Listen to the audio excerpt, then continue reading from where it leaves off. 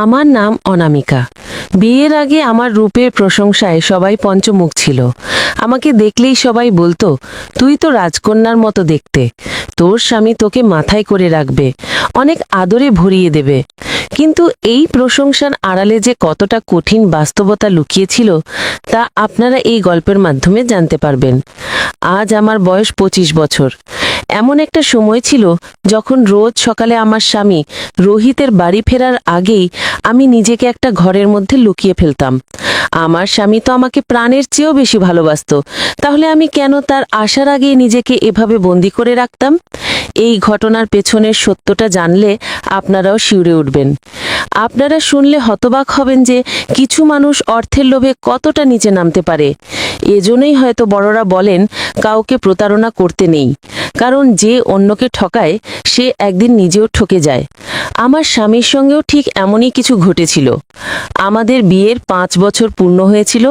আমি স্বামীর সঙ্গে শহরেই থাকতাম, কারণ আমার স্বামী একজন অত্যন্ত বড় মাপের বিনিয়োগকারী ছিল।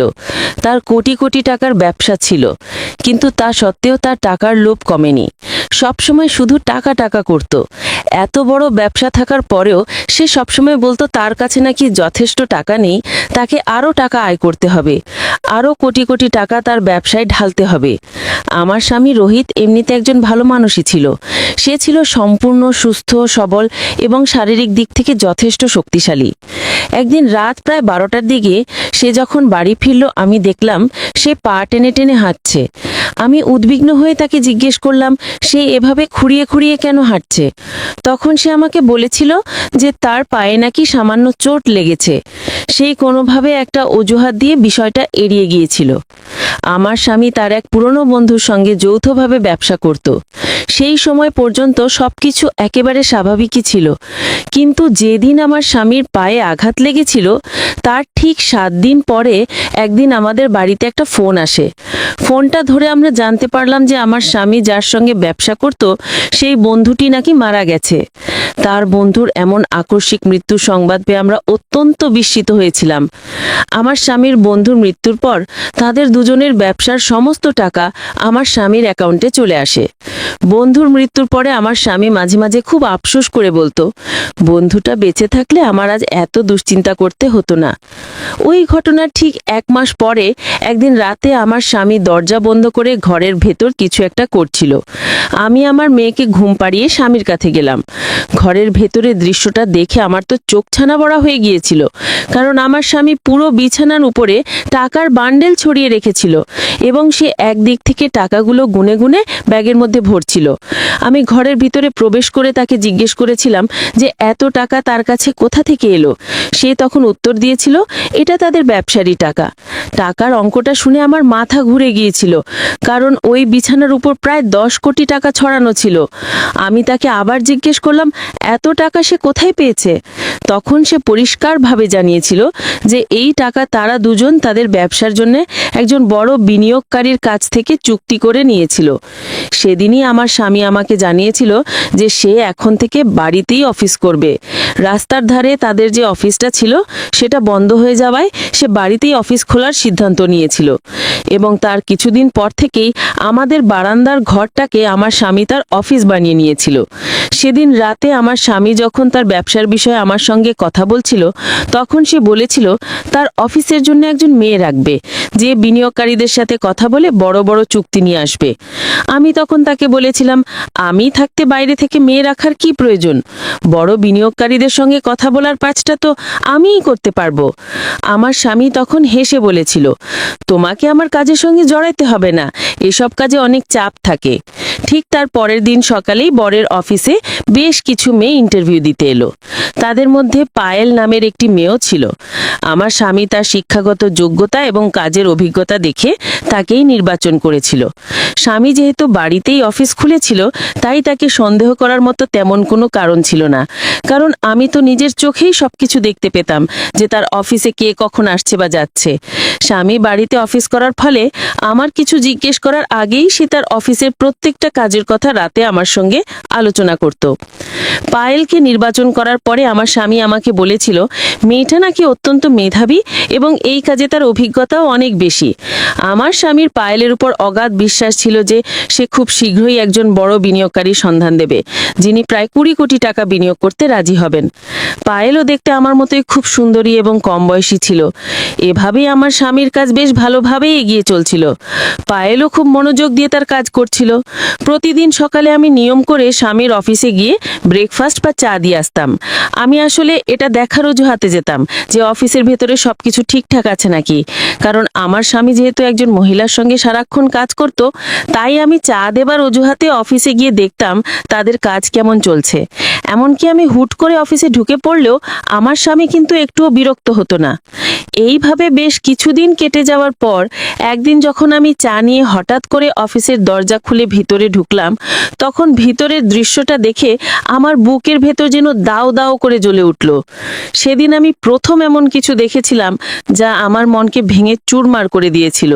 আসলে পায়েলের পোশাকে টেবিলে রাখা এক গ্লাস জল পড়ে গিয়েছিল এবং তার হাঁটুর ওপরের অংশে পড়ে যাওয়া জল আমার স্বামী একটা টিস্যু পেপার দিয়ে মুছে দিচ্ছিল। আমি দরজা খুলে ওই দৃশ্যটা দেখার সঙ্গে সঙ্গে আমার স্বামী তাড়াতাড়ি পায়েলের পা থেকে নিজের হাতটা সরিয়ে আমার দিকে তাকিয়ে মুচকি হেসে বলেছিল, আসলে পায়েলের গায়ে জল পড়ে গিয়েছিল, তাই আমি সেটাই মুছে দিচ্ছিলাম। কিন্তু আমার তাতে ভীষণ রাগ হয়েছিল। আমি তখন চায়ের কাপটা টেবিলে রেখে দিয়ে রাগে গজরাতে গজরাতে সেখান থেকে বেরিয়ে চলে গেলাম। ওই সময় পায়েল কিন্তু মাথা নিচু করে চুপচাপ দাঁড়িয়েছিল। আমি বুঝতে পারছিলাম সেও আমাকে দেখে খুব লজ্জিত হয়েছে। সেদিন সন্ধ্যায় যখন আমার স্বামী অফিস বন্ধ করে ঘরে এলো, তখন আমি তাকে অনেক রাগ দেখিয়ে বলেছিলাম, তোমার কি এমন দরকার যে পায়েলকে নিজের অফিসে রাখতে হবে? ও যে কাজটা করে দিচ্ছে সেটা তো আমিও করে দিতে পারতাম। আমার স্বামী তখন আমাকে ব্যঙ্গ করে বলেছিল, তুমি তো শুধু একজন গ্র্যাজুয়েট, কিন্তু পায়েল MBA করেছে, সে তার কলেজের সেরা ছাত্রী ছিল। শুধু তাই নয়, এই কাজে ওর অনেক অভিজ্ঞতাও রয়েছে, সেই যোগ্যতাটা তোমার মধ্যে নেই। সেদিনই প্রথম আমি আমার স্বামীর মুখে অন্য কোনো মহিলার এত প্রশংসা শুনেছিলাম। আমার ভীষণ কষ্ট হয়েছিল। এটা তো একটা স্বাভাবিক ব্যাপার যে কোনো স্ত্রী যখন তার স্বামীর মুখে অন্য কোনো মহিলার প্রশংসা শোনে তখন তার কষ্ট হবেই স্বাভাবিক। তবু আমি আমার স্বামীকে এটা বোঝানোর চেষ্টা করেছিলাম যে মানুষ চেষ্টা করলে সব কিছুই পারে এবং আমি তার ব্যবসায় তাকে সাহায্য করতে চাই। আমি পায়েলের জায়গায় তার কাজগুলো করে দিতে আগ্রহী। কিন্তু আমার স্বামী কোনোভাবেই আমার প্রস্তাবে রাজি হলো না। শুধু তাই নয়, বেশ কিছুদিন ধরে এই ব্যাপারটা নিয়ে আমার সঙ্গে আমার স্বামীর মনোমালিন্য চলছিল। আমি রেগে গিয়ে তাকে বলেছিলাম, পায়েল দেখতে অনেক সুন্দরী, তাই তুমি তাকে সেক্রেটারি হিসাবে নিজের অফিসে রেখেছো তো? সেদিন রাত 12টার সময় আমার স্বামী বাইরে থেকে বাড়ি ফিরেছিল। আমি তার জন্যই অপেক্ষা করে বসেছিলাম। তাকে যখন জিজ্ঞাসা করলাম, তুমি এত রাতে কোথায় ছিলে? সে তখন বলল, তার নাকি বাড়িতে আসতেই ইচ্ছা করছিল না, তাই সে বাইরে ছিল। কিন্তু আমার সন্দেহ হলো যে সে নিশ্চয়ই পায়েলের সঙ্গে দেখা করতে গিয়েছিল। আমি তখন আর নিজেকে সামলাতে না পেরে তাকে সরাসরি বলেছিলাম, তুমি আমাকে মিথ্যে কথা বলছো, তুমি নিশ্চয়ই ওই পায়েলের সঙ্গে দেখা করতে গিয়েছিলে। আমার স্বামী কিন্তু তখনও কোনোভাবেই স্বীকার করছিল না যে সে পায়েলের সঙ্গে দেখা করতে গিয়েছিল। কিন্তু তার শরীর থেকে আসা মেইলি পারফিউমের গন্ধ পেয়ে আমি তখন রাগে ফেটে পড়েছিলাম। আমি চিৎকার করে বলেছিলাম, তুমি আমাকে মিথ্যে বলছো এবং তুমি খারাপ পথে পা বাড়িয়েছো। তুমি আমাকে সত্যি কথা বলো, এত রাত পর্যন্ত কোথায় ছিলে? তুমি পায়েলের কাছেই গিয়েছিলে, তাই তো? আমার মুখ থেকে বারবার একই কথা শুনে আমার স্বামী তখন রেগে চিৎকার করে আমাকে বলেছিল, হ্যাঁ, আমি পায়েলের সঙ্গেই দেখা করতে গিয়েছিলাম। আমি তো আমার স্বামীর এইরকম আচরণ দেখে আরও বেশি অবাক হয়েছিলাম। তার মানে আমার স্বামী সত্যি রাত 12টার সময় পায়েলের সঙ্গে দেখা করতে গিয়েছিল। আমি তখন তাকে বলেছিলাম, তুমি যা করছো খুব খারাপ করছো। তুমি একটা বাচ্চার বাবা, তুমি কিভাবে আমাকে ঠকিয়ে অন্য মেয়ের সঙ্গে সম্পর্ক রাখতে পারো? আমার স্বামী তখন আমাকে অনেক রেগে বলেছিল, তোমার সঙ্গে আমি কোনো রকম তর্ক করতে চাই না এবং তোমাকে কোনো কথার অর্থও বোঝাতে চাই না। তোমার মাথায় আমার প্রতি সন্দেহের প্রকার ঢুকেছে।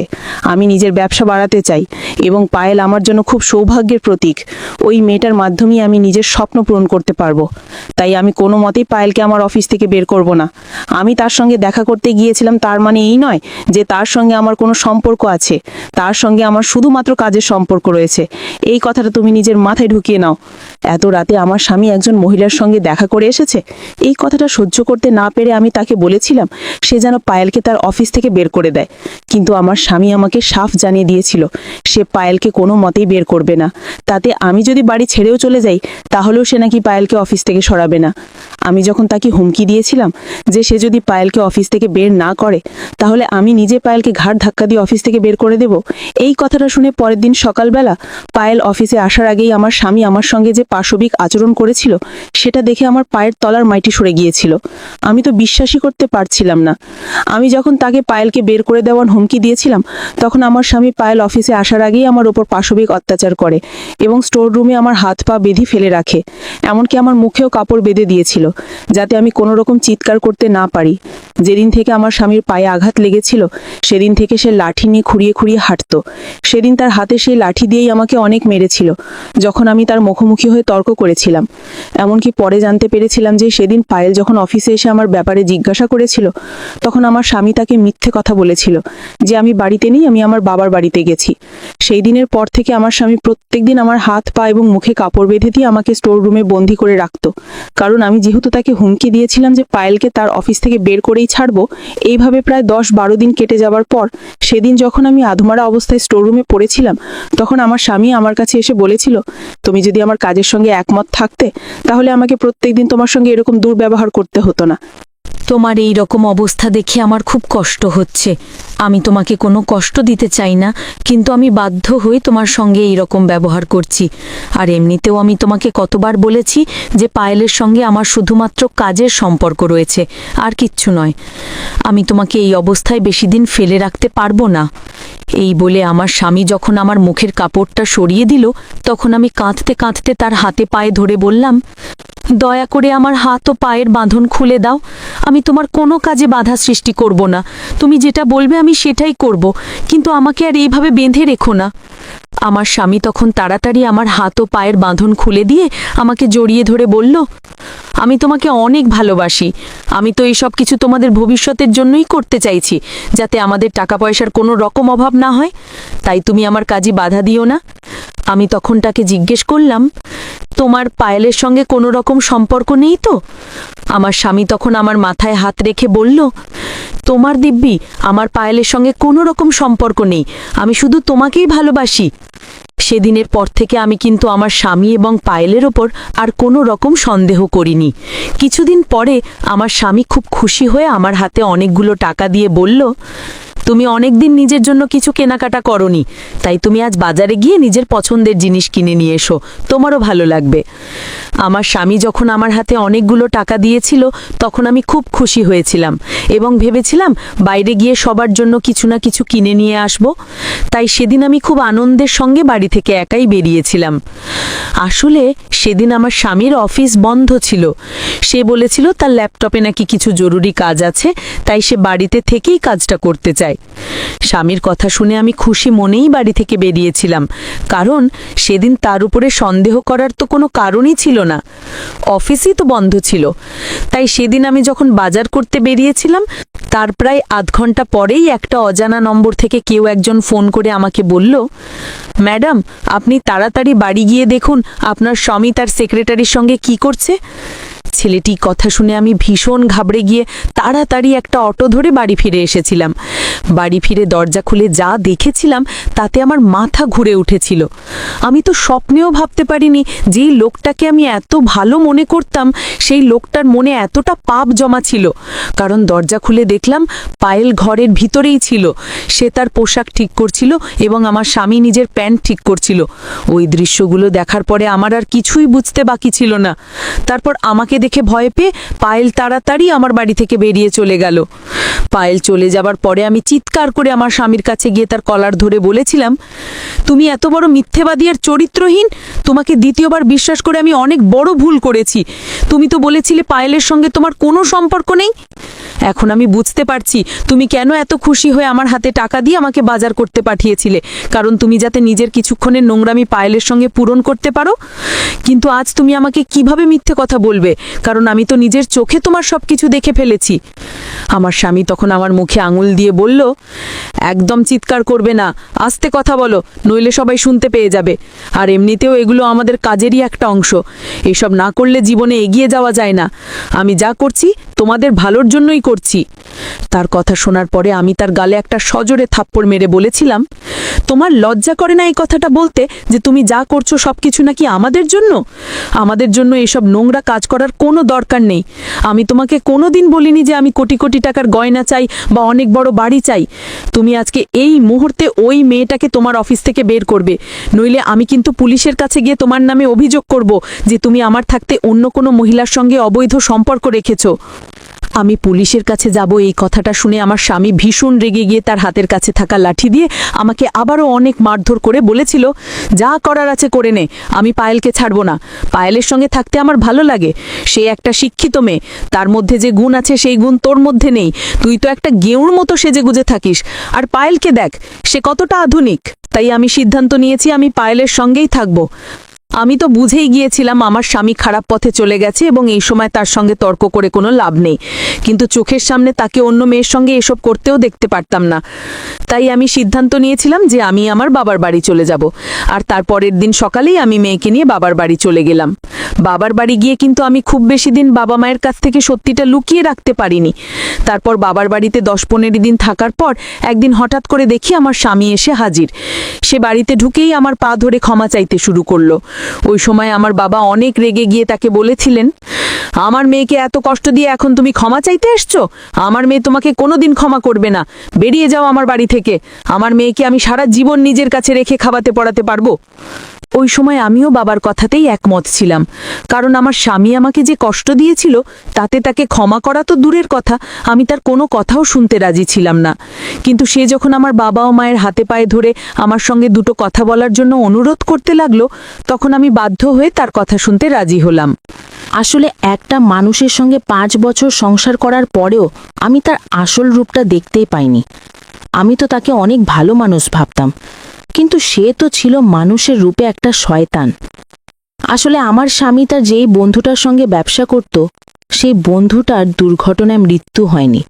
তার মৃত্যুর পেছনে আমার স্বামীর একটা অনেক বড় ষড়যন্ত্র ছিল। আমার স্বামী তার বন্ধুকে ঠকিয়েছিল, আর এই কথাগুলো আমি কখনো জানতেই পারিনি। সেদিন রাতে আমার স্বামী যখন বাড়ি ফিরেছিল তখন সে খুঁড়িয়ে খুঁড়িয়ে হাঁটছিল, কারণ সেদিন তার বন্ধুর ক্ষতি করতে গিয়ে তার নিজের পায়েই আঘাত লেগেছিল। কিন্তু সে আমাকে মিথ্যে কথা বলেছিল। আজ অবধি সে আমাকে কোনো কিছুই সত্যি বলেনি। সে আমাকে সবসময় অন্ধকারে রেখেছিল। তার বন্ধুর মৃত্যুর পরে সে সমস্ত টাকা পয়সা নিজের অ্যাকাউন্টে নিয়ে নিয়েছিল এবং এই টাকার লোভেই সে তার বন্ধুকে পৃথিবী থেকে সরিয়ে দিয়েছিল। তারপরে সে যখন একাই ব্যবসা করার সিদ্ধান্ত নিয়েছিল, তখন সে বাড়িতে অফিস খুলে পায়েলকে রেখেছিল বিনিয়োগকারীদেরকে নিজের ফাঁদে ফেলার জন্য। কিন্তু পায়েল নাকি ধীরে ধীরে আমার স্বামীকেই নিজের ভালোবাসার জালে ফাঁসিয়েছিল। এমনকি আমার স্বামী প্রত্যেকদিন পায়েলের সঙ্গে ঘনিষ্ঠ হতো, এবং এই কথাগুলো আমি কোনোদিনই জানতে পারিনি। আমার স্বামী নাকি রোজ পায়েলের সঙ্গে ব্যক্তিগতভাবে দেখা করত, এমনকি তার বাড়িতেও যেত। পায়েল এটাও বলেছিল যে তার একজন প্রেমিক আছে। তাহা সত্ত্বেও আমার স্বামী পায়েলকে বলেছিল, তুমি তোমার প্রেমিককে ছেড়ে দিয়ে আমার সঙ্গে চলে এসো, আর তুমি যদি আমার সঙ্গে থাকতে রাজি হও তাহলে আমিও নিজের স্ত্রীকে ছেড়ে দেব। কিন্তু পায়েল আমার স্বামীর প্রস্তাবে নাকি রাজি হয়নি। কিন্তু সে আমার স্বামীকে নিজের জালে জড়িয়ে রেখেছিল, কারণ সে আমার স্বামীকে উচিত শিক্ষা দিতে চেয়েছিল। এবং সে আমার স্বামীকে এমনভাবে ঠকিয়েছে যে আমার স্বামীর এখন আত্মহত্যা করা ছাড়া আর কোনো পথ খোলা নেই। কারণ আমি যখন তাকে ছেড়ে বাবার বাড়ি চলে এসেছিলাম, তারপরে একজন অনেক বড় বিনিয়োগকারী 20 কোটি টাকা আমার স্বামীর কোম্পানিতে বিনিয়োগ করেছিল, এবং আমার স্বামী নাকি একটা অনেক বড় চুক্তিপত্রে সই করেছিল। তারপরে পায়েল যখন আমার স্বামীকে নিজের প্রেমের ফাঁদে ফেলে তার কাছ থেকে সমস্ত তথ্য গোপন বিবরণ নিয়ে আমার স্বামীর অ্যাকাউন্ট থেকে 30 কোটি টাকা নিজের অ্যাকাউন্টে ট্রান্সফার করে নেয়, তখন সে আমার স্বামীর সঙ্গে দেখা করে বলেছিল যে সে আমার স্বামীর সব টাকা নিজের অ্যাকাউন্টে নিয়ে নিয়েছে, ঠিক যেইভাবে নাকি আমার স্বামী পায়েলের স্বামীকে ঠকিয়ে তাকে মৃত্যুর মুখে ঠেলে দিয়ে তার 10 কোটি টাকা নিজের অ্যাকাউন্টে নিয়েছিল। আসলে আমার স্বামীর বন্ধু অর্থাৎ পায়েলের স্বামী আমার স্বামীর সঙ্গে ব্যবসা শুরু করার 2 মাস আগেই নাকি পায়েলের সঙ্গে গোপনে রেজিস্ট্রি বিয়ে করেছিল। আমার স্বামীর মৃত বন্ধু যে পায়েলের সঙ্গে রেজিস্ট্রি বিয়ে করেছিল এই ব্যাপারে আমরা কেউই কিছু জানতাম না, এবং আমরা কোনোদিন ভাবতেও পারিনি যে পায়েলই হচ্ছে সেই মেয়ে যাকে আমার স্বামীর বন্ধু বিয়ে করেছিল। সেদিন পায়েল আমার স্বামীকে বলেছিল, তুমি যেমন আমার স্বামীকে আমার কাছ থেকে কেড়ে নিয়েছো এবং তাকে যেমনভাবে তুমি ঠকিয়েছিলে, আমিও ঠিক সেইভাবেই তোমাকে আজ এমনভাবে ঠকিয়েছি যে তোমার আত্মহত্যা করা ছাড়ার কোনো উপায় নেই, কারণ এই 30 কোটি টাকা তুমি নিজে কিডনি বিক্রি করেও শোধ করতে পারবে না। আমি তো সেদিনই বুঝে গিয়েছিলাম, যেদিন তুমি 10 কোটি টাকা নিজের অ্যাকাউন্টে ট্রান্সফার করেছিলে সেদিনই আমি বুঝে গিয়েছিলাম যে আমার স্বামীর মৃত্যুর পেছনে তোমারই হাত আছে। তাই আমি সেদিনই প্রতিজ্ঞা করেছিলাম যে তোমাকে আমি উচিত শিক্ষা দেব, কারণ তোমার জন্য আজ আমি আমার স্বামীকে হারিয়েছি। সেদিন আমার স্বামী যখন পায়েলের মুখ থেকে সবকিছু শুনেছিল তখন সে তাকেও নাকি মারার চেষ্টা করেছিল। তখন পায়েলের প্রেমিক, যার নাম অরিন্দম, আসলে ওই ছেলেটা পায়েলের প্রেমিক ছিল না, সে তো ছিল পায়েলের মামাতো ভাই, এবং সে পায়েলকে সাহায্য করেছিল আমার স্বামীকে উচিত শিক্ষা দিতে। সেদিন পায়েল আমার স্বামীর চোখের সামনে থেকে 30 কোটি টাকা নিয়ে উধাও হয়ে গিয়েছিল, কিন্তু আমার স্বামী কিচ্ছু করতে পারেনি। এমনকি পায়েল আমার স্বামীকে একটা ভিডিও দেখিয়েছিল, যেই ভিডিওতে আমার স্বামী আমাকে ধরে পাশবিকভাবে মারধর করেছিল, এবং পায়েল বলেছিল সে নাকি এই ভিডিওটা পুলিশকে দিয়ে দিয়েছে। আমার স্বামীর সব কিছু বলার পরে পুলিশ কিন্তু আমাদের বাড়িতে এসে হাজির হয়েছিল। ভিডিওটি দেখার পরে পুলিশ আমাকে জিজ্ঞাসা করেছিল যে আমার স্বামী কি সত্যি আমার উপরে শারীরিকভাবে অত্যাচার করত। ওই সময় আমার স্বামী আমাকে চোখে চোখে ইশারা করে বারণ করেছিল যাতে আমি সত্যি কথাগুলো না বলি, কিন্তু আমি সেদিন সবকিছু সত্যি কথা বলেছিলাম।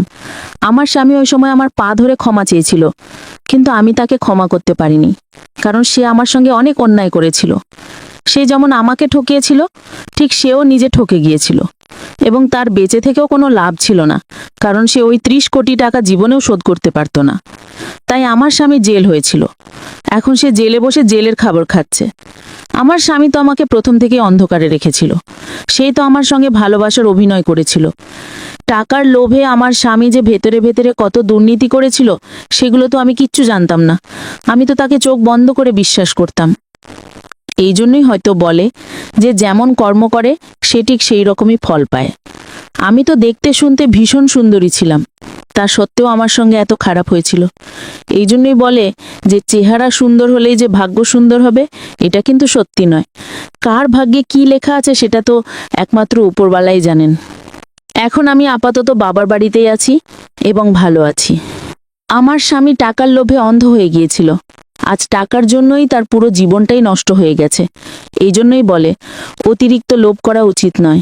আজ আমার স্বামীর সঙ্গে সেটাই হয়েছে, লোভে পাপ এবং পাপে মৃত্যু। বন্ধুরা, আজকের গল্পটি এখানেই শেষ করছি। গল্পে কোনো ভুল ত্রুটি থাকলে ক্ষমা করে দেবেন। গল্পটি ভালো লাগলে অবশ্যই লাইক, শেয়ার ও সাবস্ক্রাইব করতে ভুলবেন না। ধন্যবাদ।